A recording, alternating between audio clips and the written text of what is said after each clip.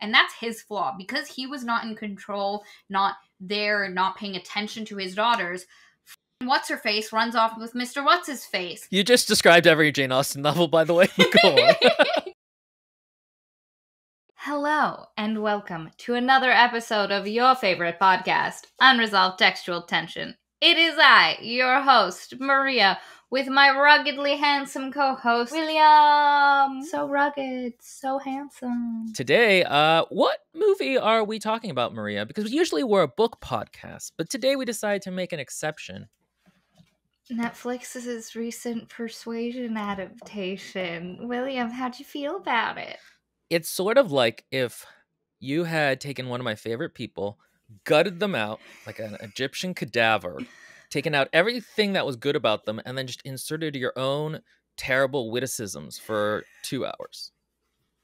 That is very much how it felt, because Anne Elliot is one of my favorite literary characters, and that is literally what they did to my Anne. They took out everything that made her good, and they added in clumsiness, Fleabag commentary. This movie so wanted to be Fleabag. And like, for those who don't know, that's a TV show that's actually really excellent. Insanely good. And I highly suggest watching it. It's really smart. It's really funny. This movie wants to be it, but not only does that not fit Persuasion at all, it's not a good version of Fleabag even. It also wanted to be, and I realized this was also directed by the person who did Fleabag, I think, if I'm not mistaken.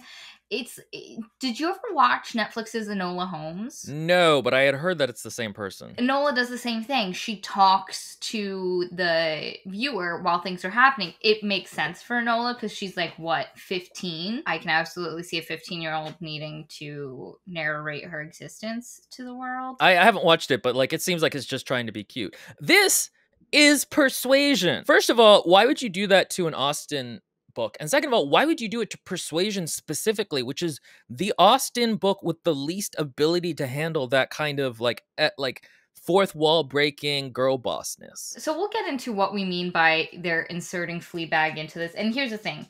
You probably watched the movie at this point if you're coming here, so you probably already get it. But a lot of our viewers, and I'm talking about a massive amount of our viewers, never watch or read anything we talk about, so we will give like specifics about it.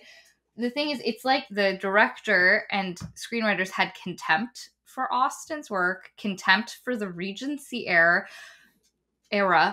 contempt for Anne Elliot. Your beautiful, beautiful baby girl. My most favorite baby girl. It's like they didn't understand what made this book good, made this story good, made this story work, and they were like, "Ooh, let's make a rom-com, and Anne is gonna be a clumsy, witchy." You said they had contempt for Austen, and that's very true, but I also feel like they had contempt for people who watch Austen movies or read the books even. Like, it's trying to do this new thing, and I have a couple quotes from the creator that I think are very illustrative we'll go into. And the other thing is that, like, okay, I'm not always against retellings of a story that are kind of different from the original. Neither am I. But in this case, this is not a good book to do it with, and the retelling they do is really poorly paced and not super well acted, and the structure of it is just not very effective, and the things they're adding, again, their witticisms are really not very good.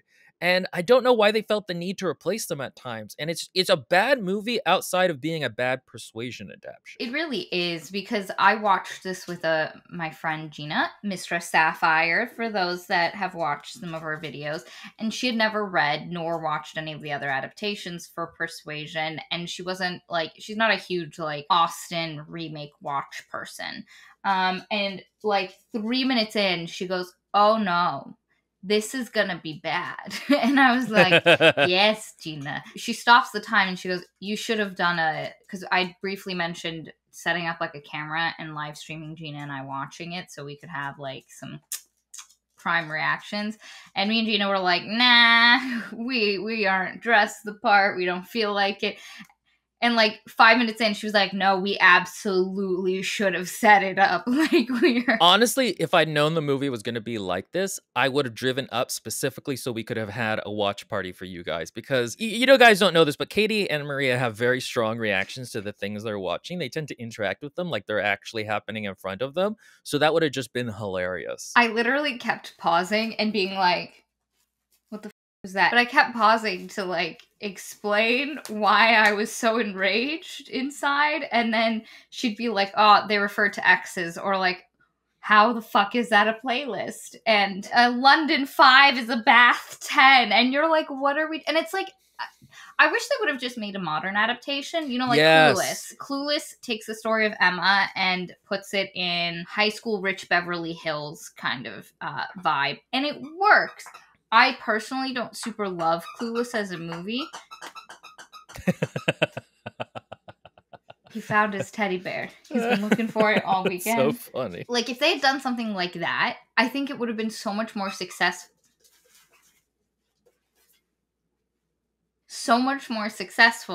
Because you could tell that they just didn't know what the fuck to do with the Regency era. There's a modernizing tendency nowadays to do Regency era, but cool. 2 TV shows, The Great and Dickinson, do that. But those are also like biopics. They're not adapting a given work. Bridgerton also kind of tries to do that, but like also those books are kind of, they're romance books to begin with. They're not like Jane Austen, which is very clearly situated in a specific time and culture that she's talking about. And making legitimate commentary about.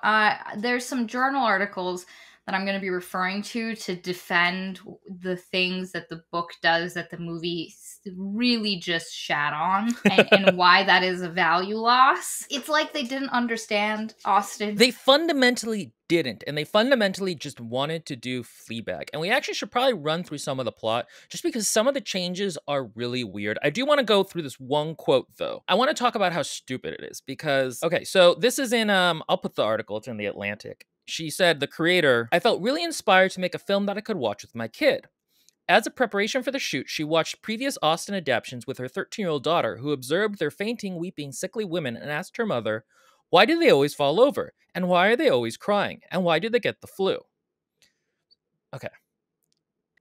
Let's all breathe out for a moment here. When I read that, I was so angry. Maybe you shouldn't base your Austen adaptation on the opinions of a 13-year-old. But not just that, Will. Not just that. They made Anne weepier and fall downier than she was in the original book. It's like her daughter was like, why are they crying and falling down? And she was like, you know what Anne doesn't do enough? Anne doesn't cry and fall down enough. Also, let's add some alcoholism.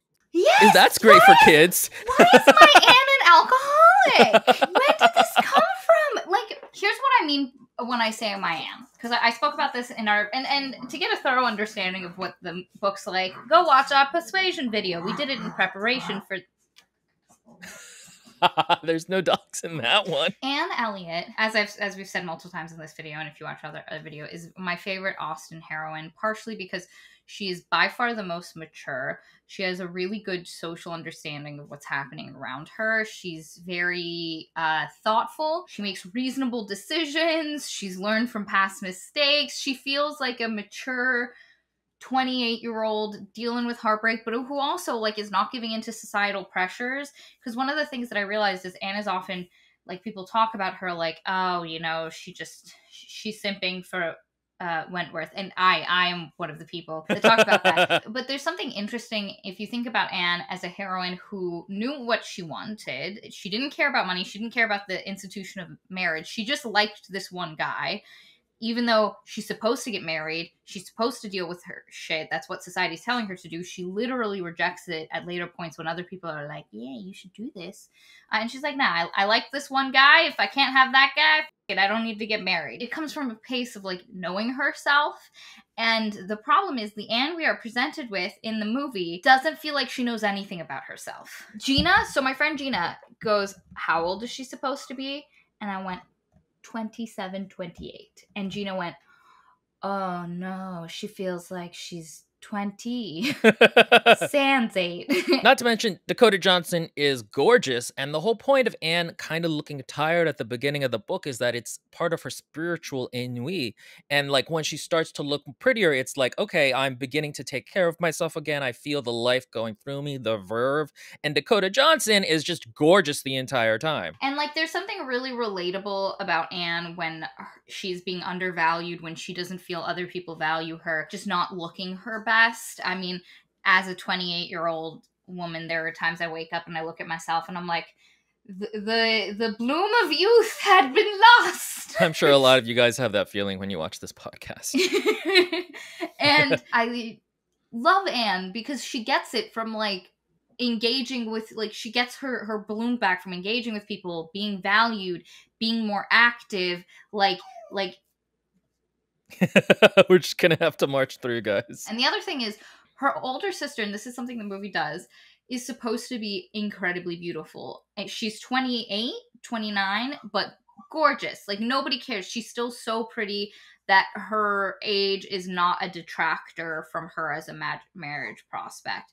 So it's really annoying to me. And both of the adaptations I'm going to talk about, this one and the 1995 or 1985 one, the one with Syrian Hines, do that where, like, Elizabeth's ugly. I mean, in this one, Elizabeth is not ugly. She doesn't hold a candle to Dakota Johnson. Like, in what world? You know what she is? She's Hollywood, like, I'm pretty but not really looking. Like, that kind of typecasting they do. She should have been Anne. Yeah, that would have made such a better Anne. You easily could have had her a little less makeup, a little more natural looking, and looking a little tired at the start, and that would have been a way more convincing Anne. There's another thing. So when we talk about, and I'm going to use it as an example in this movie, I won't use it as an example in everything because Will and I will be here all fucking day, and I am not here for a pistola argument. But the lack of care in the costuming and hairstyles is indicative of the lack of care that they take in everything that they're doing with this film. Dakota Johnson is so gorgeous looking, that's true. She literally looks like she's wearing men's shirts a lot over her, like, and the thing is, you would sometimes wear like an thing underneath your outer dress, and so it would like come up to your neck and there'd be sleeves and stuff, or you would wear a jacket, but the jacket would have tailoring. In the first scene, she's wearing like this see-through like men's or women's collared shirt, and it happens all the time. And at one point she looks like she's wearing a shirt with a tank top underneath it, but it's just the top of her dress. It looks so good on her. And because everybody else, like a lot of the other characters feel like her sister Elizabeth, her hair's up in the like a much more Regency accurate. Meanwhile, Dakota Johnson's here, sitting here with her bangs, her side part, I'll put up photos. And then the men's clothing, like this was a era of like tailored fitted suits, and the men look like hobbits. Wentworth looks like a tall hobbit a lot of the time. Also, what was going on with his acting? Was he acting like he had a mild stroke? Like, what was that? He acts so fidgety. He talks through his mouth. He talks like this a lot. I don't know if that's just how that actor talks, in which case, okay. It's not a very good Wentworth is the thing. That's not how Wentworth is supposed to be. There's a lot of weird casting choices.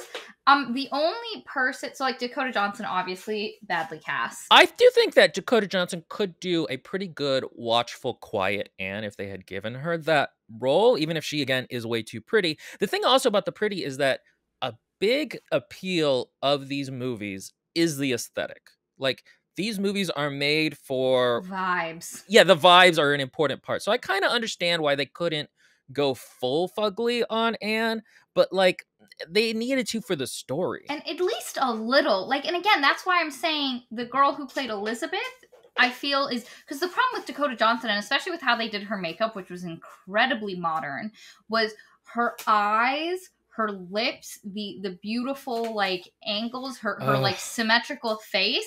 Like, she just steals every scene she walks in on. Really interesting because they picked the actresses who played Elizabeth and Mary look like they could be way more related than Anne, because they both have a little bit of smaller features, smaller set mouths. Their eyes, like Dakota Johnson has those big flippin' eyes. Luminous. Listen, this is not a Dakota Johnson simp party, my guy. I literally told him, you're not going to be able to talk objectively about this. You have too big of a crush on fucking Johnson. She's so pretty. She is. I'm not denying that. She also feels like she's doing an impression of somebody doing an Austen character, not so much an actual Austen character, which is a problem. Elizabeth and Mary feel like they look more related, and they have The girl who plays Mary is incredibly pretty, and that's the only character out of the entire She's funny. flipping book that's the only character. And actually, honestly, Mr. Elliot, those were the only Yes, he's two pretty good. worth their salt, and that I feel tried to capture something of the actual characters in the book. Maybe like Captain Bennick and Captain Harville, like the side bit characters, but they even fucked up Louisa. Yeah, Louisa is distinctly different. And so the thing is, a lot of these characters in the plot of this movie builds off of the characters that are in them. So for instance, one of the biggest things in this movie is Anne was persuaded against Wentworth when she was young. And then in the book, Wentworth really talks Louisa up, because Louisa is very headstrong. She makes a lot of impulsive decisions. She pushes. And if you watch the 1995 version, they get the Louisa perfectly. They also get Anne perfectly. She's very well cast, visually perfect. Like, it's a fantastic representation of this. It's not a perfect movie, but it is way better. But the Louisa, like, there's literally a scene where her sister's like, no, I changed my mind. And the 1995 Louisa is like, nope, I am dragging you down the hill. So you do what you were supposed to do. And Wentworth is like, yeah, Louisa, never let anyone persuade you to do anything differently.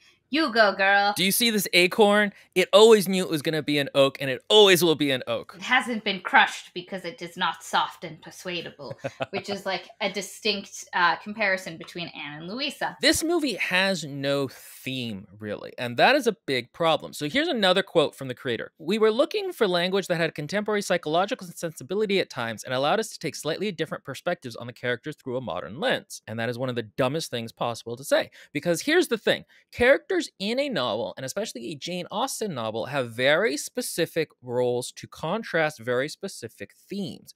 And so throughout Persuasion, again, we just talked about Louisa. Louisa is supposed to be the embodiment of like, do be persuaded if your convictions weren't that really deeply held. And so by changing her, you're changing the theme, and you're not really replacing it with anything. So you don't need to look at them through a modern sensibility, because A, Jane Austen is an incredibly sharp wit who's already making commentary, and B, by doing that, you're losing a lot of the depth of the novel. It feels very much like Austen. That was nice back in the day, but we're doing something new and fresh and vervy, and aren't women kind of dumb? It sucks because, like, they make this Louisa very sweet, very chill. Like, you never get the sense. Like, I couldn't figure out which sister was Henrietta and which sister was Louisa, and I actually got them wrong at first because the girl who played Henrietta did a much more strong-willed, like she was much more, I was like, oh, that one must be Louisa because she's way more like, this is what we're doing. And then the girl who played Louisa was very sweet, and she asked Anne about stuff, and then like there was never the moment where Wentworth was like, yeah, you do the you be headstrong, never let someone not persuade you. So then one of the climaxes of the book is Louisa jumps off a seawall, and everybody's like, no, don't do that. And Wentworth's like, no, don't do that. And she does it anyway. And he's like, oh shit, I did this because I indulged her impulsivity. If I had tempered her, had I been strong enough to like persuade her down, and then that's his moment of learning, persuasion is actually necessary and good sometimes. And in this, they change it so that he's like, it's my fault. I made her believe I was interested in dating her, and that's why she did this. Like, they completely change the fundamental crisis. Anyway, so let's do the plot so we can talk about all of this in detail. The movie starts with Anne monologuing to the camera. The worst. It's awful, because instead of the kind of interesting, like, okay, what is going on with her and Wentworth thing that happens in the book where you're an active participant and trying to figure out the story, no, we immediately cut to her talking about how she almost married Wentworth at one point, and now she has a stalker, like, folder of all the stuff that's been happening with him later, and she's still super sad about it and falls on the bed, and then Lady Russell comes in and is like, dear, you have to get over it. It's been 7 years. And then Anne on the bed, 8. And I'm like, who the fuck is this whiny bitch? This is, again, why you don't understand one of the fundamental things of this book is the book starts not focused on Anne. Her entire life, nobody takes her seriously. And the book is mimicking that, where Austen's job, after firmly starting the book focused on Papa and Elizabeth, her older sister, then has to very subtly shift the focus to the side bit character who like nobody was really talking about for like the first 10 pages of the novel. And a lot of the other adaptations, like the 1995 one also does this. It doesn't start focused on Anne. You come in with the introduction of her. And there's also a BBC miniseries, I think, that also does this as well, where like Anne's just in the background and eventually you realize like, oh no, this is about Anne. And it's really fantastic because you need to have an actor or like who is going to draw that attention to themselves in a very quiet way. And unfortunately, like we said, Dakota Johnson is just too there. And like Gina made the comment where it almost would have worked better if like you weren't literally staring at her face and her talking to you for so much of it. She was like, it would work better if maybe it was like a gorgeous landscape. Because another thing that Austen adaptations do is gorgeous landscapes of the countryside. You know, again, we're here for the mood, the vibe. And staring at Dakota Johnson's face while she tells you stuff. And this movie thinks its audience is dumb. Oh, yeah. Yes, it spells everything out for you. Nothing is left vague. Nothing is left for you to read into it. Everything, because like I watched the terrible Persuasion Friday night, and then Saturday during the day I rewatched the 1995 one. And there's never a moment where somebody completely explains what happens with Wentworth. It's just a bunch of like side conversations where somebody's like, oh, Anne, sucks for you. You remember what happened back in the day? And then later, it's her and Lady Russell, and Lady Russell's like, you know, I stand by what I said. You shouldn't have married him. And like, it's just these tiny little moments spread out. And the thing is, in the book, we talked about how there's this great moment after they're talking about Wentworth, and Anne goes into the garden and she goes, it wasn't him. And it's really like a moment where you feel for her. It's an emotional moment. It's a little bit like chills. No moment in this movie has that kind of impact because it has to tell you everything through its shitty witticisms. It's so annoying. So in the novel, Mary's husband actually like kind of wanted to be with Anne first, right? And that's kind of like a thing you subtly get. Here, literally at one point in a dinner with other people, Anne just says it like, oh, remember how he wanted to marry me first? First of all, what are you doing? Your audience isn't made up of literal idiots. Second of all, this goes back to how this movie wants to be Fleabag. And the thing about Fleabag is that it only works because it's genuinely really clever. What's-her-face is a really great actress. I'm blanking on her name. And writer, actually. Phoebe Waller-Bridges. The thing about Fleabag, too, is Fleabag is motivated by the fact that she cheated on her best friend right before her best friend died. And so there is this knot of guilt and sadness at the core of her character, and she acts out in these ways that are really dumb, but you feel it with her, that she just has this I am brokenness to her. She talks to the camera a lot because she's disengaged with her life. She's not actually enjoying or integrating or experiencing what's happening around her. She is literally thinking, having a dialogue. That's why in the second season, when the priest starts calling her on, like, who are you talking to? What are you doing? Be here. That's why it's so difficult for her to actually be there in that moment. And that's why she actually wrote the entire second season, because she had the idea of like, okay, but what about a character who could tell that she was talking to the fourth wall? Again, Fleabag is just an incredible show, and everyone should watch it. This kind of narration or something would work really well because there's an article, one of the articles I was reading talks about feelings and experiencing things bodily, and how Anne Elliot, out of all of Austen's heroines, feels her emotions. She literally, and the 1995 adaptation is great because something happens and you can see her get tense. There's this one point where she has to get up and walk away. It's quiet. It's happening in the background. Other people are talking around it, but you can physically see her reacting and feeling her emotions. It happens in the book a lot. Her heart races. She gets flushed. She needs to compose herself. Versus like Elizabeth Bennet in Pride and Prejudice, who is a thinker, who's smart and is witty, and who doesn't necessarily, like the one time there's a point where Lizzie knew she was happy, but she didn't necessarily feel it. And that's a huge difference between Anne and some of her earlier heroines. And so to take that and to make her disengage when she's one of the most observant, conscious of what's going on around her and experiencing what's going on around her and feeling it, and to make her so focused on narrating her like past angst and ennui and her current like complete disconnect. Like, this Anne is so disconnected from everything that goes around her that she does a lot of really dumb shit. Like, the kind of dumb shit the Anne in the book would never have done, because she understands social mores. She understands how to put others' feelings before herself a little bit, and when to take time for herself, but to separate herself. So, like, Anne in the book, she gets overwhelmed by feelings, she takes a step back and she composes herself. This Anne, she blurts out dumb shit at the dinner table. And it's not motivated by that knot of grief that the Fleabag character is, and that tells you something that, like, she would be more normal, but she has to act out. This Anne does that, but there's no motivation for it, and it doesn't match how she's supposed to be. She's just kind of a mess because, like, oh, isn't it cute? She's like the hot mess Liz Lemon stereotype. I forget what it's called because I haven't been to TV tropes in the last month. It's such a basic misunderstanding of the character, and more than that, it does nothing to actually help the movie in its own right. She's real upset. And then it happens where her family's broke again. We need to talk about how random the scene that is, where, like, all of a sudden debt collectors just break in, 5 minutes into the movie.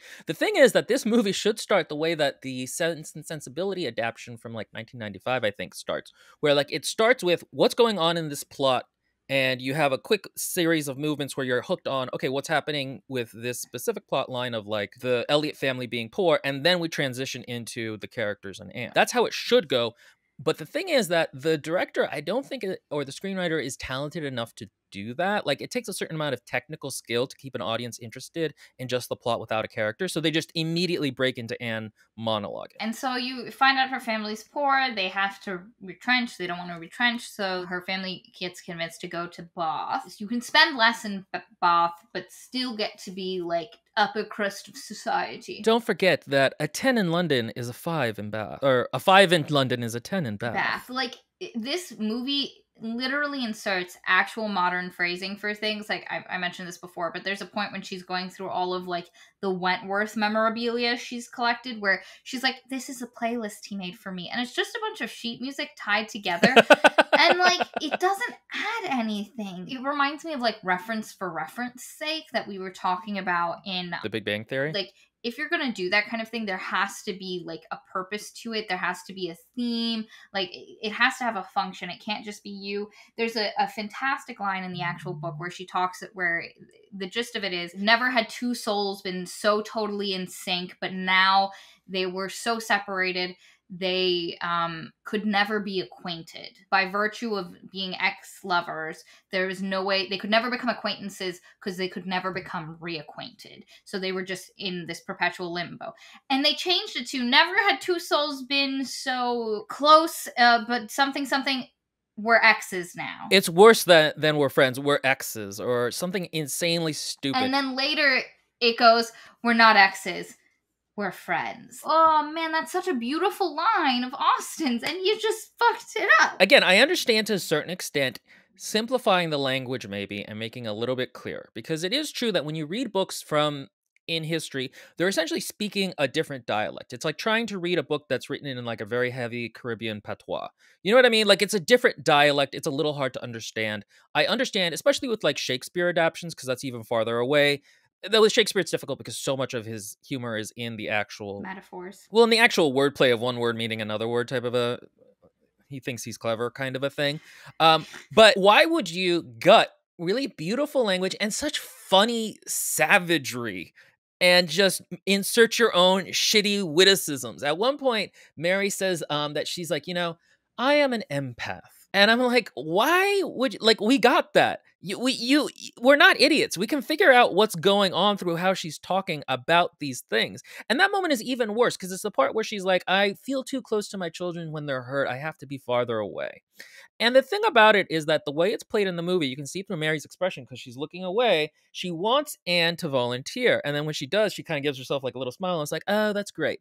Here's the thing. This seems like a minor change, but Austen characters are always extremely sincere in their own lunacy, in that, like, they are always very much, I think I mentioned this, Maria, but maybe not in our last podcast, but Austen characters tend to obsess over small details and make it their whole worldview or like little hobbies. And to an extent, I think it's like we live in such a low stimulus environment that we become kind of obsessed about different things and we get neuroses.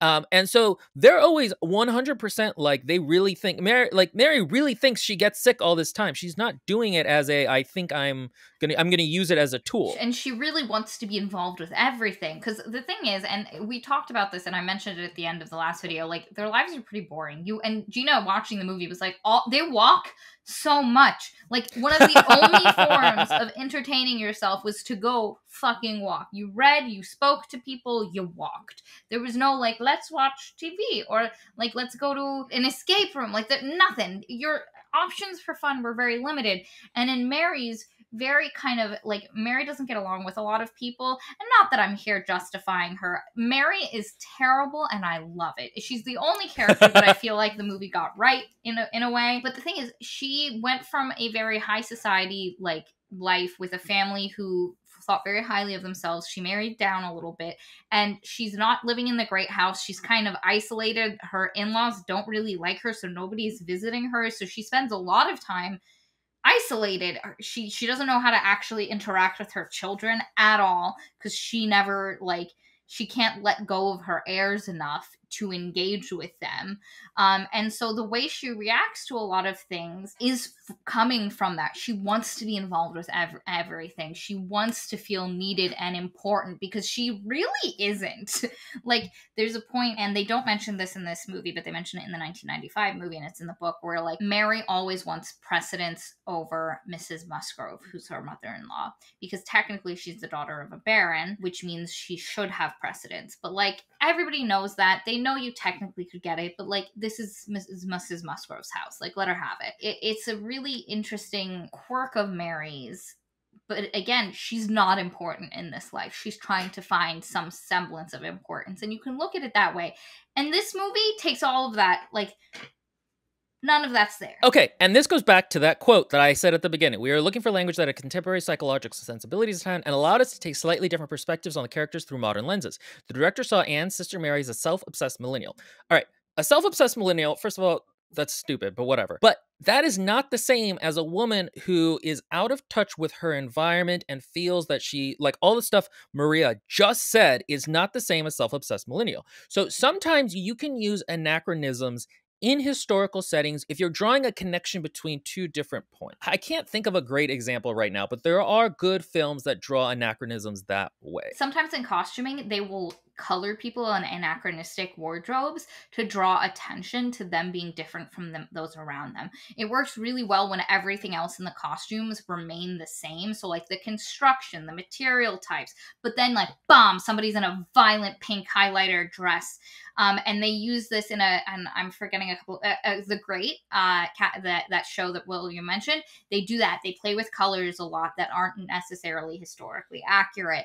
And it works because you're using it for a character piece. And so for, like, everyone else around, and I'm going to use Anne's terrible clothing, it doesn't add anything to her character for her to be, like, this really modernly sensitive, because she's not, like, a forward-thinking girl boss, modern woman. To have her dressed so completely differently from, because, like, Mary, for the most part, her hair is always up. She's dressed pretty standard for the period. Same with Elizabeth. And like, so having Anne look different, she's just looking different for the sake of looking different but she's not a modern woman. She's not a fish out of water. She's not ahead of her time. Like, there's none of that. And again, if you're playing into those things, I'd be a little bit more forgiving, because I understand artistic license to make a point in a film, but they're not fucking doing it. And that's what Will's talking about. If you're gonna have anachronisms, they better be serving a fucking purpose. Can you tell I'm angry? I'm so angry. The other thing is, can I just point out that if Anne is the alcoholic that she kind of, like the wine mom alcoholic that she kind of seems like, why is she so put together all the time? Like, she has, like, not a hair out of place all the time. Her clothes are constantly super perfect. Like, she should maybe be, like, a little bit, messy. She literally drinks, and not, like, in a glass delicately by herself. She's swigging from the bottle. When I saw that in that first scene, I literally wanted to murder someone. Like, hashtag not my Anne. Her alcoholism, that plays nothing. There's not a moment where she's like, I have been indulging in my feelings too much. It has affected the way I'm connecting with other people. I need to stop that. I'm only going to drink at the table around others. Like, what are we doing? What is this doing? It's just there because Fleabag is an alcoholic, and also because it's cool and messy, but also she's still really pretty. Anne has to go visit her sister Mary. Mary is everything we've said, beautifully acted. The actress was fantastic. Her husband also was like perfectly fine. Oh, this show does that whole like colorblind casting thing that Bridgerton did, but I actually hate it less than Bridgerton, because in Bridgerton, for some reason, they try to justify it with an in-world reason, which is incredibly stupid, because like Britain is only a power at that point because of colonialism and its horrors, and so you can't just be like, oh, but black people were super cool in Britain at the time, without erasing all of that horribleness. They do it with the king fell in love with a black woman, so now everyone is free, and everyone Asians. Indian people. I hate it so much. One act of love solved systemic racism. Who knew? Who knew, guys? Oh, God, it's so stupid. And in this one, they just don't. They don't talk about it, which is a better option. Though, again, I feel like some of the casting is a little bit weird, because, like, it's not colorblind casting, because we still live in a world where certain races have certain historical context. So it's like, okay, well, now you open yourself up to, like, well, why are both of the leads white? Why is Lady Russell like the older black lady who can't get any, but is also there to serve as emotional support for, not exactly sassy, but sort of the sassy black friend thing? Why is the only romantic love interest of color the bad one? Yeah, okay, why is the Asian guy evil? The only Asian guy is like smarmy evil the whole time. And here's the thing, his chemistry with Johnson was way better than the chemistry with the other guy with Johnson. And I thought it would have been way better to make him Wentworth. That's true. And he could probably act down a little bit to be like more sedate, but then have these flashes of charisma, because that guy is super charismatic. And Wentworth is also really charismatic. Like, that's the thing. He's supposed to be really like... Anne literally says he's the first in intelligence, he's the first in charm, he's the first in manners, he got it all. And that's one of the things you get from him in the 1995 one is, he's fucking charming. You get why Louise is after him, versus in this one where it's just like, why do you look pained and like you have a kidney stone right now? The actor is very good looking in this, like, rugged way. And, like, I get that, but it just, there was no chemistry. Whenever they spoke to each other, I didn't understand the draw between these two people, where the few scenes with Dakota and Golding? He's the one that with Cindy has an enormous crush on. I forget his actual name. Henry Golding. Yeah. Immediate chemistry. Immediate. It's great. It's also interesting because in the 1995 one, they also picked a guy who, like, the lead, who also had really good chemistry, which is, like, important. Mr. Elliot has to feel convincing as a, like... Well, okay, here's the thing with Mr. Elliot, though, and this confused my mom, because I watched it with my mom. Yes, I'm 32 years old, but I still watch Austen with my mom, deal with it. The thing is that she was confused as to how much of a romantic foil he was supposed to be for Wentworth. And the thing is, I will argue in the book, he's not a romantic foil, really. Like, of all of the CAD characters that Austen has, Anne is always kind of like, okay, but he's kind of a dick. Like, I'm like, I'll be around him, but he's not a real challenge. She always knows. And the 1995 version, like, there's literally a point where she's like, why the fuck is he here? Because, like, Lady Russell is like, oh, I hear he's into you. And she's like, nah, I don't get it. I don't, like, from the start, she's like, what the fuck you doing? And there's a point where, like, he presumes something about her in that movie, and she's like, you presume too much, sir. So you get that, like, while he's charming and Anne sometimes enjoys talking to him, she's never, like, into him. And it's also great because in that one, they completely skip his proposal scene. He's talking, he's proposing, and Anne is staring at Wentworth in that movie because Wentworth is being, like, angsty during the concert scene. And then later, Elliot's like, did you think about my proposal? And she's like, what proposal? Because, like, that's how much of not an option he is. And the thing is, moving him into the romantic foil position does nothing to help the story. It does not tell the themes. It does not even really create any real tension because you know they're not going to get together. Well, I mean, like, you could say that about all romantic comedies, but there's no real, like, choice there for Anne. She's really just waiting for Wentworth, and there's just this dumb misunderstanding plot where she thinks that him and Louisa have gotten married because of that whole everybody uses their last names to refer to people and that confuses people thing. One of the things this movie does is it adds way more dialogue scenes between Wentworth and Anne that are completely useless, that don't add anything. Here's another example of them doing a scene where they fundamentally misunderstood what the scene was doing, and then they used it to add an extra scene. In the book, Anne and Wentworth don't communicate a lot prior to like the last third. They have like a couple of like interactions. They're very small. I talked about how radically different it is than modern books in that the book uses a lot of negative space to tell their story and their connection instead of actual scenes. And so something that happens in the book is Anne is trying to, I think, take care of her one nephew who fell, and her other younger nephew is literally on her back, semi-choking her, and he won't get off. And she's like, you need to, like, get off. I'm trying, like, he won't listen. And Wentworth, without saying anything, just comes, picks up the little boy, takes him into another room, and starts playing with him. They don't say anything. There's no look between them, but Anne's like, oh, he saw I was in distress and came to help me out. And you get through moments like that he is, despite how indifferent he's acting towards her or around other people, he's still paying attention to Anne. He still can see when she's distressed. He can still understand her. And it's that understanding. He knows when she's upset. He knows when she's tired. Even when nobody else around notices it, he notices it.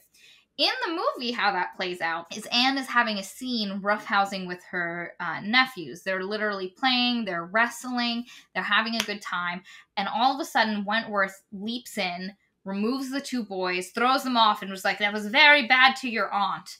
And then she was like, thanks for that. And then suddenly it becomes a conversation about, she's like, I'm trying my best, Frederick. It's literally that abrupt. She's just like, I'm trying, and you're like, wait, where did this come from? Did he ask you anything? And then he's like, trying with what? And she's like, with us, with the past, with everything. And he's like, I didn't ask you to.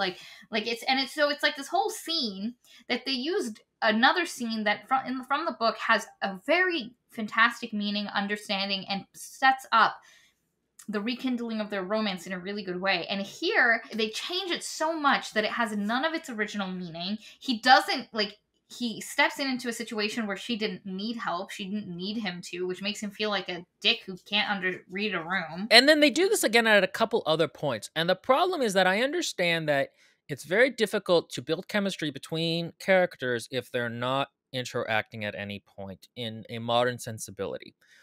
But by having them directly interact, all of a sudden you are introducing this massive element to the work that isn't there. I think a smarter thing to do would have been to do kind of like flashbacks to when they were together, so you could get a sense for what they were like and the longing there. And so then you are kind of keyed into like, okay, is he talking about her here? Is he not? Does he know she's there when he's giving his talk about the acorns? His TED Talk. Which they cut. They cut that from this movie. To have the flashbacks and to flashback to moments where he understood what was happening with Anne without her having to say anything, and then juxtaposing it against the times where he was doing that in the current timeline would have worked really well. Because it would have made that a little bit clearer and played into like the romantic tropes that, because the thing that happens with Austen novels and their adaptations is they become, in adaptation, way more romantic. Like, way more romantic. You go in thinking, this is a romance, and then you read the book and you're like, it's not. This happened? Is house hunting? Which is something we'll talk about. That wasn't my original idea, but I am going to take credit for it. I understand the need for playing up the romance a little bit, and I think doing it the way Will said it is way better than the ways they tried to do it. And again, taking away the focus of her being persuaded, Louisa being unable to be persuaded, Wentworth coming to terms with the fact that, because like they never have that moment where like you weren't wrong for taking Lady Russell's advice. You were 16. She is a mother figure. She was looking out for your best interest. Yeah, it sucked. but like you didn't necessarily make a mistake, which is an important fundamental part of this book, and it doesn't happen. Like they don't she constantly thinks of it, of this terrible awful thing that didn't need to happen, that was a huge mistake, and she would have been happier if she hadn't listened to Lady Russell, versus Anne at the start of our novel, who's like, my mistake was not being persuaded. The other thing is that I actually think it would have been kind of interesting if they did the flashbacks backwards. So the first flashback is them breaking up, and then you go sequentially back so that they've kind of not reset, but like thematically you're at them beginning to meet at the end of the movie. I think that could have been kind of cool to kind of mirror their emotional. That dog is very cute. Dear listeners, Maria has a dog, and he is very cute because he's kind of a Chihuahua mixed with something else. A miniature pincer. So the novel is very much should be titled Persuasion, or How Anne Got Her Groove Back and Found People Who She Actually Liked Being Around and Appreciated Her. Semicolon. But the thing is that this movie doesn't do that because, again, like you said, the romance becomes a much larger part of it because it kind of has to be. And there's an extent to which, like, I understand why. That part of it is just like that's more of a genre convention now in terms of how we digest stories. But you lose a lot of that because a lot of the characters just aren't in there for very long. Louisa is a much larger character, but at the same time loses a lot of importance in terms of... The other thing is, what does Louisa really signify to Wentworth in the movie? Is she like another option of what Anne could have been? In the book, it's very clear that like he's just kind of like going along. He kind of wanted to make Anne jealous a little bit, so he was bringing her along, and he realizes, oh shit, persuasion means this versus that. In the movie, he doesn't have that. Like that, she doesn't really mean anything. The traits she is exhibiting do not let you know why, because again, she's headstrong and doesn't listen to anyone in the book. Oh, that's why Wentworth is like indulging her. But here you're not sure about that. And the other thing that you started mentioning is you're really right. There is no warmth, a huge thing, and it's something that the 1995 movie also did. Though that one, I will say, tries to fit too much stuff from the book at the expense of pacing a little bit. It has the warmth of like her time with the Musgroves, the warmth of their time in Bath and meeting the Harvilles, and like the sense of family, and like they travel a lot and all these places are new and fun and exciting, and you get a feel for the difference when she's with her family versus when she's with these other groups, and how like Anne is of use to these people and how they appreciate her for it. And the movie takes that away. Anne loves her sisters, especially Mary. Mary's a lot to deal with, but Anne can deal with it. And like Anne at one point literally says to her, you know, me being here makes you feel better. And it's because like Anne genuinely listens to Mary, gives her the kind of like just general attention she wants, and like Mary appreciates that about her, so they have a decent relationship. They take all that away. No one is coming to Anne for advice. Anne never exhibits anything useful. There's no warmth, there's no familial vibe, there's no good cheer, and like that's the most important part of the novel of Persuasion. Like Will said, Anne finds a family in a place where she's actually like valued. The movie doesn't really, it doesn't grapple with that theme. It's not like suddenly her alcoholism starts going away once she's around the right kind of people, for example. Like that's not a tool that it uses because it doesn't have any of the right kind of people. And so when you chop that portion of the theme away, it becomes much more about her and Wentworth, which doesn't say anything in this case. It's not like, you know, this is part 2. She's all of a sudden somebody says, don't marry him. So now she has to make a different decision about being persuaded or something, which is not part of the original novel, but is sort of could kind of make sense. That's not there at all. She just is like, there's a misunderstanding plot and her and Wentworth want to get back together. And like, that's it. It's really a shame because the book itself is not just, it's talking about human nature and how no particular aspect of human nature is a good or bad thing. Like it's not black and white. Persuasion can be good, persuasion can be bad, pride can be good, pride can be bad. All of that stuff. You completely miss out on that in this movie. And it just like, the problem is if you make it all about Anne and Wentworth and Anne and Wentworth aren't fucking compelling, you got a shit movie. In the second half, I feel like the scenes aren't so much terrible as just not good. Like you're just kind of waiting for the movie to end. Oh, they changed the fucking letter. So the letter is at the end of the book. Wentworth hears Anne talking to Captain Harville. They're having a conversation about men and women and love and who loves longest or hardest. And they cut this conversation really short, which doesn't super work. But in the letter, he's very apologetic about like he knows he's been bitter. He knows, and there's literally a line where he says, "I came to Bath for you. How could you not tell?" And in the movie, they're like, "You would never have been able to tell." Like it literally says that. Like how could you wouldn't have known? How could you have known? And they just the way they change the letter changes the fundamental crux of what is happening between them, of what has happened between them. And it's just so fucking shitty. Like it makes me so angry because it is one of the most beautiful points of the, like, it's the most romantic declaration of love you get in any Jane Austen novel.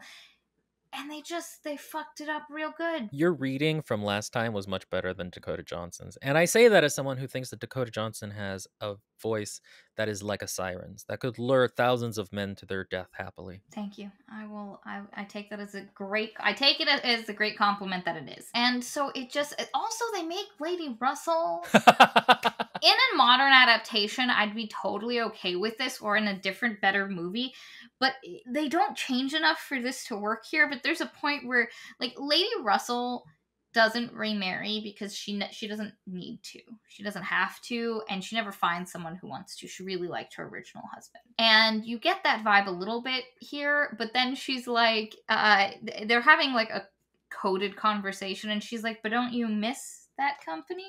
Anne says to Mrs. Lady Russell, and Lady Russell's like, "I find ways to get it, to enjoy the company." And Anne's like, "Where?" And she's like, "Cruises to Europe." And it's like, are you going on sex cruises to Europe, Lady Russ? Like, why are we inserting this? What is this doing? Like, what are you adding? Well, and the thing is, it's not like it's a conversation about, is Anne thinking about being single all the time? Is she considering the cost of being single? Like, is Lady Russell lonely? Should Anne then make a different decision because of this information she learns about Lady Russell? No, it's literally just like, we wanted to have Lady Russell in a few more scenes. And also, again, this movie does like I feel like a very early aughts version of feminism, where it's like, but what about women? Women can be great too. And it's like, okay, yes, but you don't need to have your characters spout this or and if it doesn't add to the overall theme of the book, which to begin with was fairly progressive in terms of how it thinks about gender roles. Maria read an article about, I don't know, Maria read a lot of articles, and she quoted them to me on Facebook Messenger verbatim, and it made taking a nap very difficult. But one of the ones she quoted was talking about how, like, the book is more about evening out the relationships between men and women in a subtle way. And so a lot of people have the problem with Austen where they look at it and they're like, "Oh, is she feminist? Is she not feminist? What are we doing?" And so this is from Feminism and the New Psychology of Women, Anne Elliott's Constancy, Courage, and Creativity by Jeannie Sargent Judge. She says, "For the past 2 decades, few literary critics have looked at Jane Austen's novels without questioning or addressing the issue of her feminism.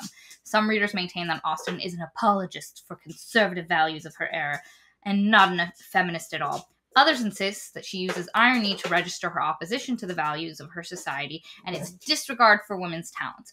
One of the first critics to focus on Austen's feminism, Leroy Smith, disavows both claims that Austen is a defender of conservative social mores and the claim that Austen is a victim whose open submission to male dominance conceals her hidden resistance to it. Austen," he says, "uses comedy as a means compatible with her hopes rather than as a cover for her dismay or as a sign of her comfort with the status quo. She is interested in both sexes acquiring self-knowledge and a sympathetic mutual understanding." And this movie takes that really fantastic concept of self-understanding, any of that, and just, like, throws it away. There's this one, it's called Domestic Mobility in Persuasion and Sanditon, and it's by Melissa Soderman. It's talking about a lot of things. Travel. There's a lot of traveling in this book, and it's the most well-traveled of any of Austen's things, but particularly domestic spaces and how the characters are interacting with domestic spaces. And she makes the comment that a lot of Austen's early heroines are house hunting rather than marriage hunting. And Lizzie Bennet is a great example of this. By the way, I think that is such a brilliant way of talking about what I've always talked about, which is that Austen, in terms of, isn't so much here for romance as that is, marriage hunting is the battlefield on which the battle is taking, the themes of the novel are taking place. House hunting is such a great way of describing it. In that period, if your family couldn't support you, and was eventually like didn't have a lot of money, you had to get married. You had to find a house of your own to run, and to like put your value in. The only heroine in Austen's work who doesn't have this problem is Emma. Emma's story is very different, and we'll talk about that. Emma isn't house hunting. She has a home. She runs it. And that's her second to last novel, too. So there's a progression. So Northanger Abbey, a girl in a large family who is gonna have to marry at some point. Her family is not wealthy enough to support her. Lizzie Bennet, same flippant situation. All daughters. You gotta find a home. Mansfield Park, a girl displaced from her original family home and domestic period who has no flippant connections, living with her cousins and her family who don't value her because she's lowborn, who needs to find a home of her own. Like, it's all these women looking for a place to call theirs. They are house hunting. There's a really great, in the article, there's an awesome moment where she talks about Lizzie Bennet is literally just touring houses. Netherfield, Rosings, Pemberley. And it's funny because if you read and or watch, her relationship with Darcy really begins turning a corner. Like, it starts turning a little bit before then, but it really starts turning a corner when she gets an eye at Pemberley. Like, on the goods. She sees the goods. That's a house to call your own, my girl. And I'm not saying this to, like, belittle. Like, get it.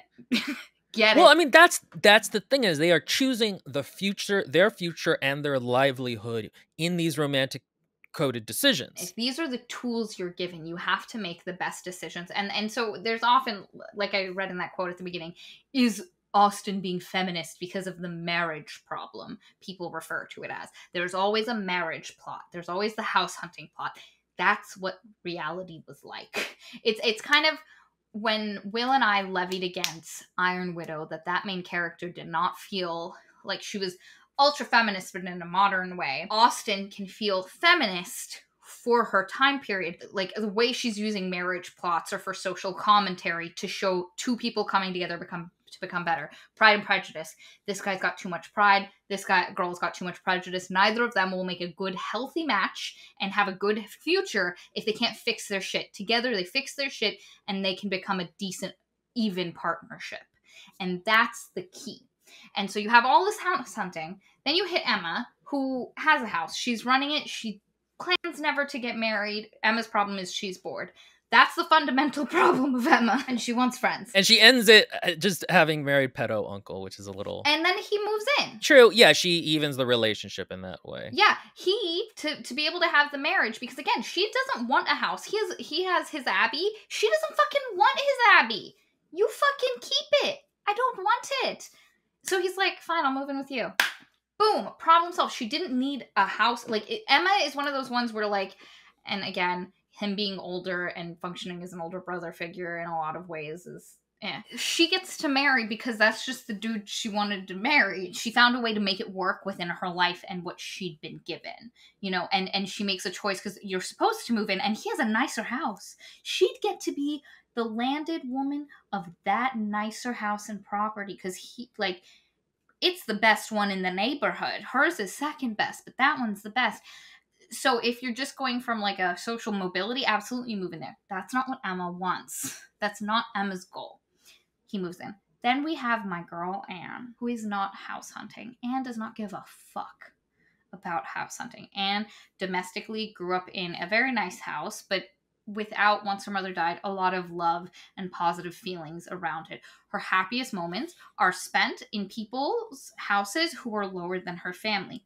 The Harvilles, who she thinks are fantastic. Musgroves in Uppercross, very lively, happy place for her. What she's looking for is friendship, companionship, and most importantly, she just wants to be with the guy she wants to be with. Wentworth ain't got shit. Like, he's rich now. He has 20,000 pounds. Hey-o. Hey-o. But he doesn't have an estate. She's not house hunting. She likes this one guy. She didn't think anyone else matched, and she was just going to choose to be a spinster. And she had made that choice already. Charles Musgrove had proposed to her first, and she was like, nah, not going to do it. And so her journey, returning to Wentworth, but more importantly, building this found family. And I think the Navy, and Will made this note at the end of our Persuasion book video, the Navy and its sense of found family, how much they travel, how they build bonds with other people in the Navy, is a really good backdrop for Anne finding her family within these other people, building these positive social connections with other people. And the bond, too, that they speak about specifically between the Navy husbands and their wives, in terms of, that's a thing with several of the characters, that, like, even though they may spend time away, they still love each other and they're still close. There's like a real, in a society where, again, marriage is mostly house hunting, they are speaking about a bond, and not necessarily even a romantic bond, but a familial and bond built on mutual respect. The other thing that article says, and it's really interesting because it's very true, Anne starts out very uncomfortable in social settings and big crowds. She's not, like, she doesn't engage with them. Through her experience through the book with the Musgroves, eventually a lot of her most important moments, especially for like her romance and stuff, happens in public spaces. When Wentworth finally comes into Bath, they're literally in like a candy store or a store. When like they start rekindling, they have the moment at the concert, which is literally in public. When he writes the letter and she reads the letter, it is in front of a bunch of other people. And so Anne's story is not a domestic one in the traditional sense that the rest of them are, where if you look at Pride and Prejudice, it happens in these people's homes. You know, like that's where the main events happen. Anne's main events don't. They happen in Bath, a place she doesn't even particularly like.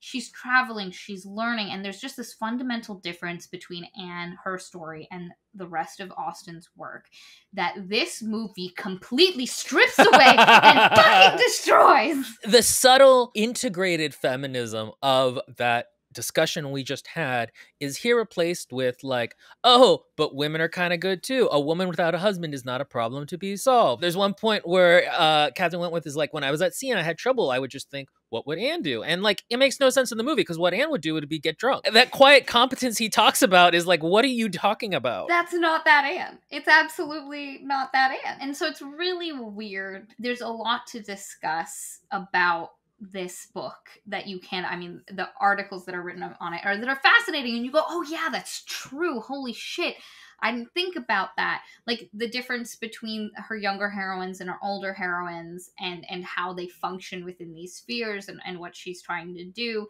And this movie just like, Anne in this movie feels like a shittier Lizzie Bennet. I'm constantly reminded of what you said in the last one, which is, that bitch is Emma. You remember when you said that? And like, that's what I was thinking the whole time, is I'm like, and that bitch was Emma. It's like, what are we doing? Why adapt it if you don't like it, if you don't understand it? Again, it felt like, okay, we're contractually obligated to do an Austen novel, but all the popular ones have been done. Let's do Persuasion.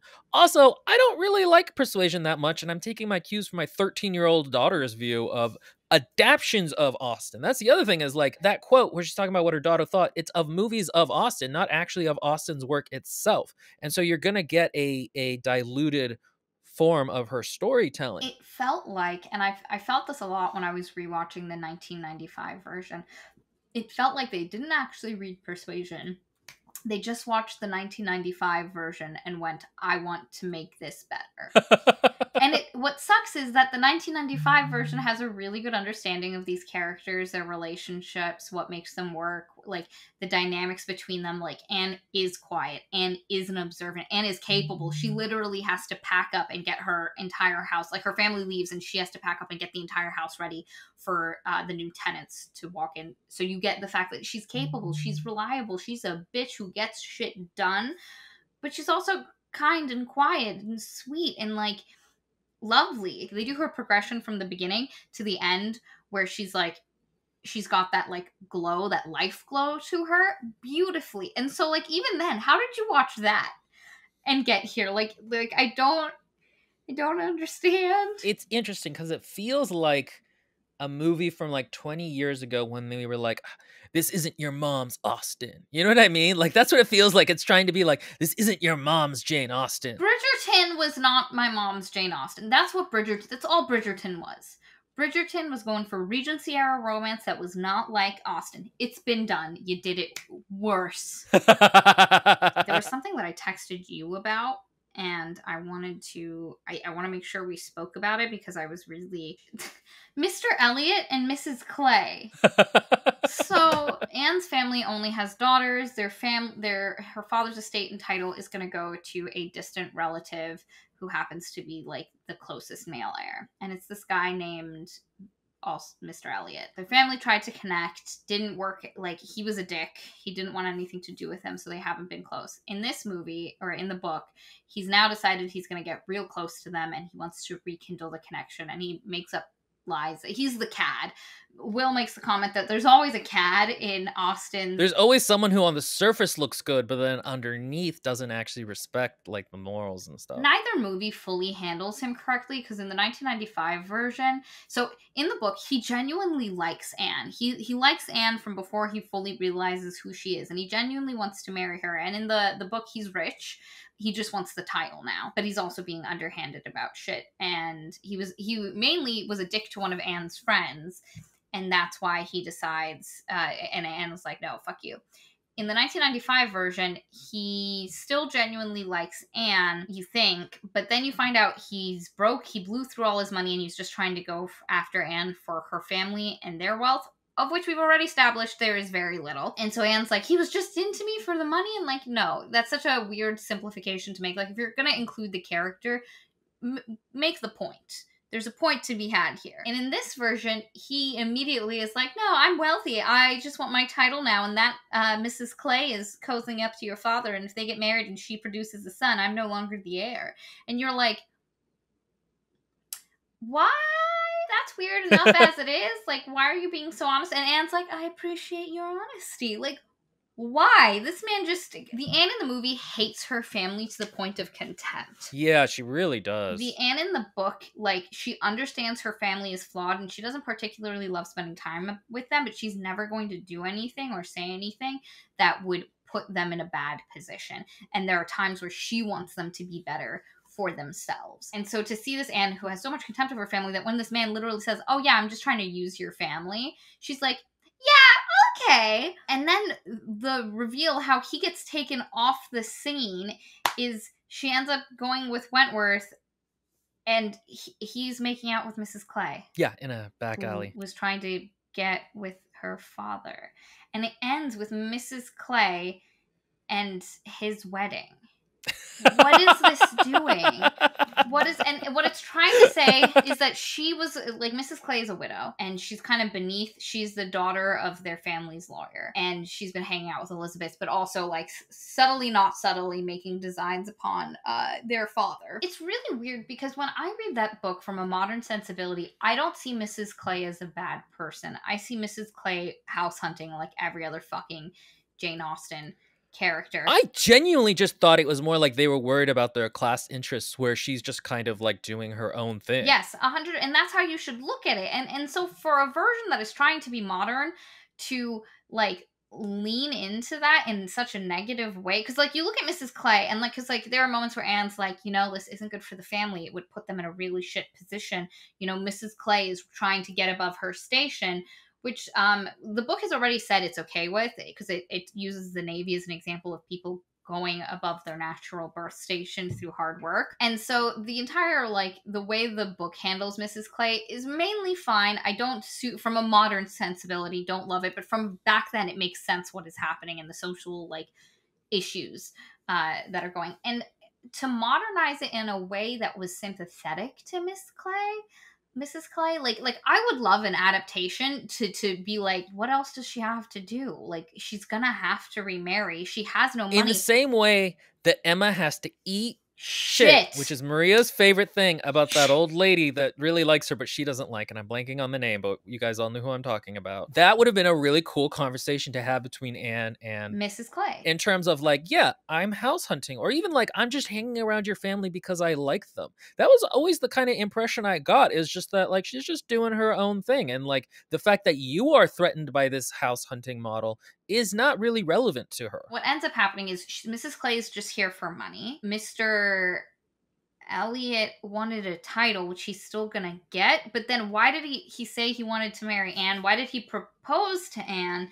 Because it makes sense in the actual novel, in the 1995 version, why he'd propose to Anne if he wanted his title, but he also just genuinely likes Anne. But then why was he making out with Mrs. Clay? Because like, why Mrs. Clay would marry him makes complete sense. If you're going within the Mrs. Clay is a poor widow who has, like, she has to find the next best thing. Like, she has to find what else she's going to do with her life. She literally has nothing to her name, went back to living with her parents. What's her next step? So it makes sense. But why the fuck would Mr. Elliot marry her? And he's like happily married to her. It's not like there's a kid on the way. Like, no, they're happy in that scene. Like, they were making out, and she's like, Anne walks by, and she's like, fuck you. And then, like, they look at each other, and then they're like, oh, well. And then they go back to making out. And then they get married at the end. And you're like, where did this come from? This wasn't laid out. It was just like, the author was like, you know how we could turn this on its head? Or the director. Yep, that is exactly what it is. We could have Mr. Elliot and Mrs. Clay get married at the end. Even though, again, it makes no sense. Why would he marry her? He's at the point where his reputation means a lot to him. It obviously didn't before. He was just about money. That's why he made the bad marriage to the wealthy businesswoman. But now he does have money, and now he wants a really good reputation. And it's just like, what are we doing? What could have been an opportunity to make a modern change where you're sympathetic to Mrs. Clay, or you have a moment of understanding with her, because that's something where you could modernize it. You could take a modern notion and put it on this in an organic way. And it would reinforce the novel's ideas about the changing classes. Exactly. It would. It would. And so, like, that's not the one you did. You added, like, I'm an empath. Like, well, and again, it's this surface level feminism without actually like the deeper ideas about these characters. It's like, oh no, but she's still like vain and dumb or whatever it is, without actually having sympathy for her. So Mary's the best part, hands down, about this movie.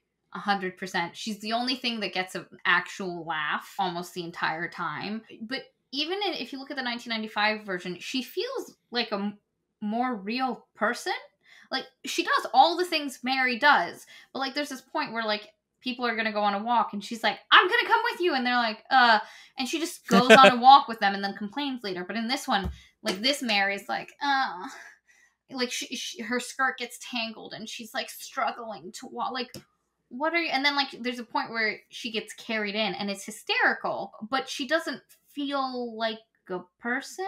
It's very cartoony, and it's like, otherwise, the actress actually does a very good job of humanizing Mary and making her feel consistent and real. I don't understand why the director made Anne have such disdain for her family. Like, she just hates them, and they're awful. And I would have liked something where it was like, I don't know, at one point, Anne is on the piano, and Mary comes over and is like, did you hear that Wentworth said you were really old and stuff? And I said, that's not her fault. She had a black eye once. And it's played for like, well, that's actually not defending her. That's just saying a thing. But I would have like just had like a moment there that it would have been nice if, like, I don't know, Mary had like laid her shoulder on Anne or something, and you had a moment of like, oh, they are sisters. They do care about each other. Like, that would have been a nice moment. Another one of the articles I was reading. Nerd. Actually, it's the one I already quoted, Persuasion, Feminism, and the New Psychology of Women.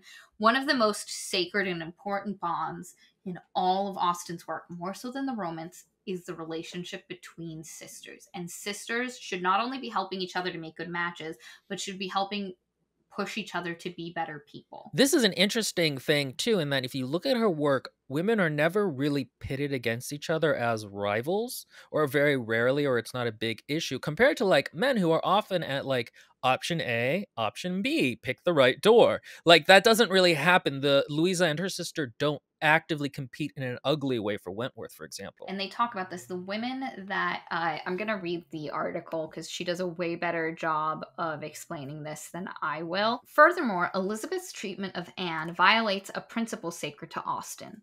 Women, sisters in particular, should not only help one another to choose husbands judiciously, but they should also provide the counsel that society frequently withholds. Sisters should be confidants, not competitors. Smith's description of competition among some female characters in Austen novels correspond closely to Miller's analysis, blah, blah, blah. And this is to account for the female characters that aren't like close. Frequently, the female victims in patriarchy become accomplices of their masters in defending what they perceive are the benefits they have been given, have won, or can obtain. For example, the Bingley sisters, the Bertram sisters, and the female society at Bath in Persuasion.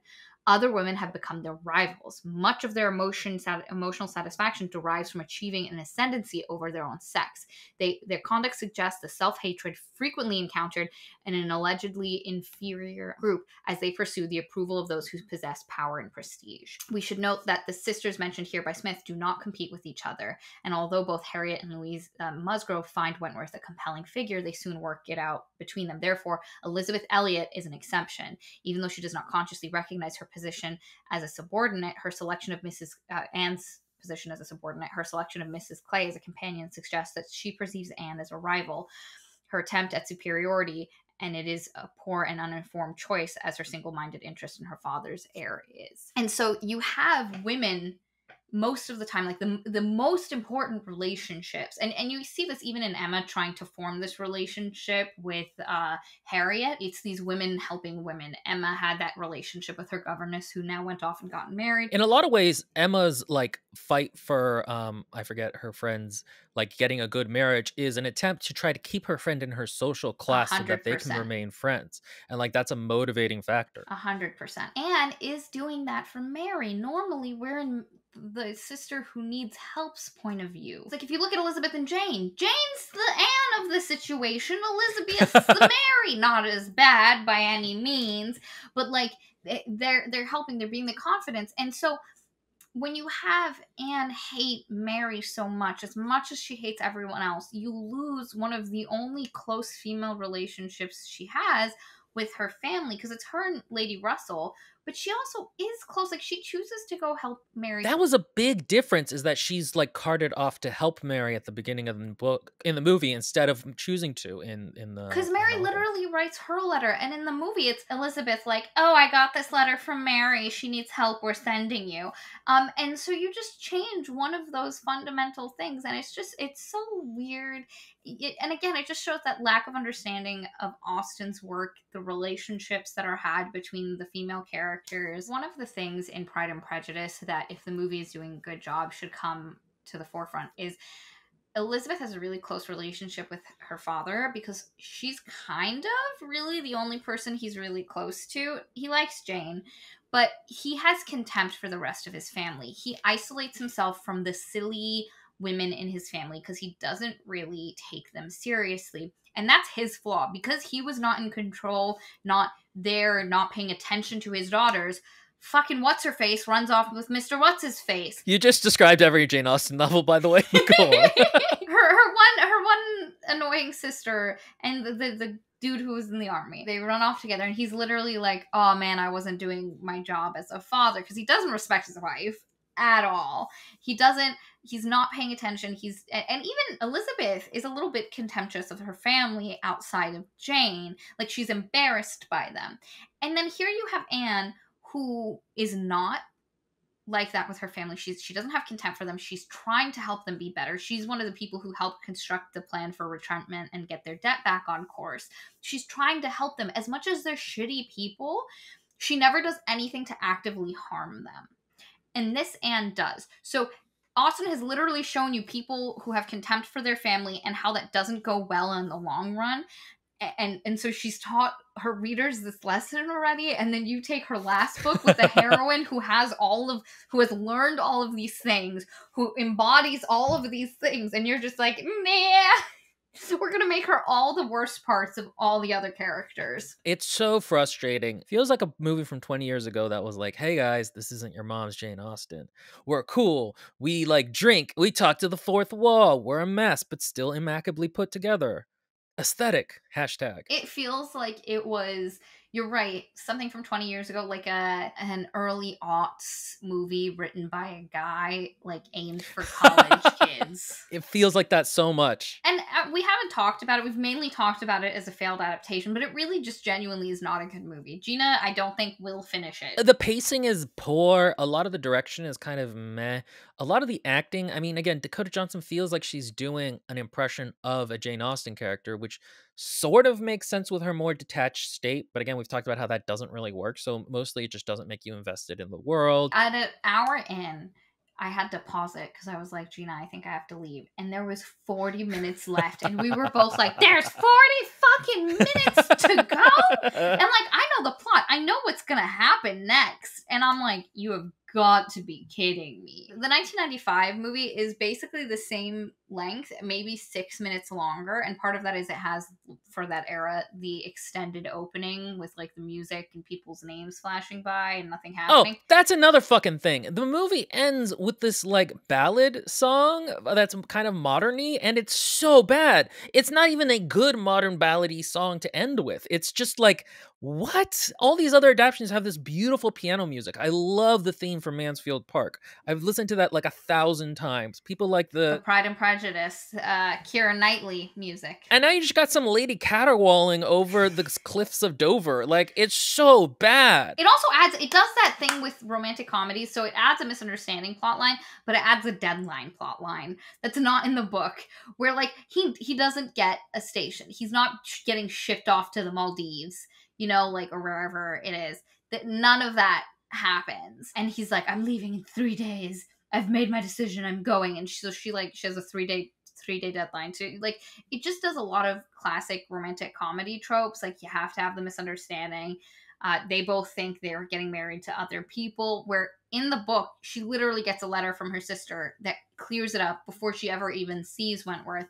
Wentworth, the first thing he does when he sees her is like, you heard about Louisa and Bennick? Just to make sure she knows that Louisa and Bennick are the ones getting married, and he's a single available player. And then they add the dumb time limit thing. It would be more excusable if the movie had a core and it actually was talking about things and it hadn't just gutted Jane Austen, one of the wittiest writers in American literature. That's right, British people. I'm claiming her for us. And just replaced it with its own shitty witticism, which is a phrase I've used too often, but I will continue to use because it is just a lot of shitty witticism. I was going to make myself rewatch it and actually take notes this time, but I could not for the life of me force myself to do that. I would like to never watch that ever again. Oh, it added like dumb rivalry between Mr. Elliot and Wentworth. Like they butted heads. Like, there was a weird like sex joke. There's a scene where like Elliot in the book double takes Anne, and it causes Wentworth to look at Anne and be like, oh man, Anne looks really nice right now. Like, damn, she's looking pretty good. And in the movie, it happens where like Elliot gets in Anne's way, they have a thing, and then like as like Anne's obviously fine, as he walks by, Wentworth's like, can I help you with something? And he looks at him like up and down and he goes, for what I want? No, you can't. And it's like, I'd like to have sex with that lady, I can't have sex with you. You know, and it's just the weirdest thing to put in, and it's just so like dumb. This is not how society functioned back then. It reminds me of the part in the book where Anne's like, after the whole opera where she like, you know, she couldn't pay enough attention to Wentworth and he kind of went away, where she's like, well, it'll be okay in the end though, because we're not children and we're like mature and we understand things and we're not going to jump to misunderstandings. And then the movie is like, nah, how about we do that exact thing? We're gonna, every mature thing Anne does or think, we're going to ignore, and we're gonna replace it with clumsy. Like, she's so klutzy. Why is she klutzy? Just so much of this movie has contempt for its audience and its source material, and that's kind of the movie. That is our review of Persuasion, the movie. Hopefully the director and the writers will be incarcerated. You know, one article I saw said maybe not for life, but until they've learned not to do this kind of harm again. And I think that's a very... Hopefully because the reviews are overwhelmingly negative. Like, no one likes it. We have unfortunately had the joy of being a island of not liking something that the majority of people have liked. So yeah, that was not pleasant. That was not pleasant. It was not great. We are not there is going to be, I'm sure, a slew of people doing this. They're going to, all my costumers are going to be talking about how shit the costuming was. We're going to be a drop in the bucket of people that don't like this. Hit the like button so we stand apart. Also, we do have a video on the first, well, we just talk about the book itself that we recorded and released before the movie came out. So check that out if you're interested in our opinions on the book, though I think this is also pretty good. I was 100% accurate in my prediction of how I thought this movie was gonna go. I was too, because I thought Dakota Johnson was gonna be gorgeous, and she was. This is a problem, William. You need help. Hey, Maria, though, before we go, do we have a Patreon? You know what, Will? I think we fucking do. What kind of things could people get if they signed up for it? So you can, if you'd like to be part of our Patreon, we have a couple different tiers. The basic, which is, you know, great. Early access to our videos. Who doesn't want that? Fantastic. No ads, because fuck them. We have our Discord, which is like a fantastic little happy community of mainly writers, like a fuck ton of writers who exist and talk and have a good time and share experiences and workshops and stuff and get advice. It's really fantastic. And we're there. We pop in every once in a while. We hang out sometimes. And then we also have our book club, which is once a month. Our patrons nominate books. We pick a couple from that we like. Then our patrons vote on it. And then at the last Saturday of the month, we do a live stream with our patrons to talk about it. This month we are doing the Murderbot Diaries, which is, I'm starting the fourth one. So great. I'm so excited to talk about it. And I've already seen in our channel for talking about the current book some really great discussion about it. Yeah, so some good analysis too by people. Yeah, I suspect it's going to be a fantastic video. So if you'd like to be part of that, go ahead and join. Yeah, it's a fun time. Come hang out, guys. And thanks for watching. Bye.